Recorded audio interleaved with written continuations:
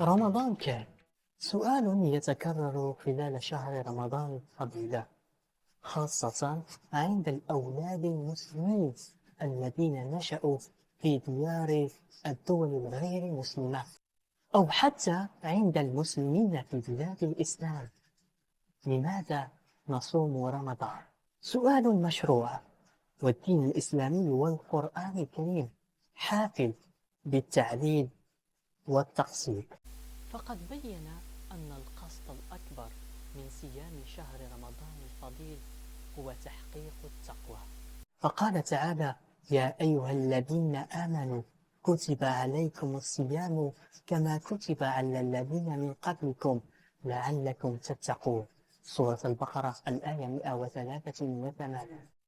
والتقوى هي من أسمى درجات عبادة الله تعالى، وهي أن يجعل العبد بين ربه وقاية من عذابه وسخطه، وأن يعمل العبد بطاعة الله بفضله فيصوب على كامل الشهوات والملذات.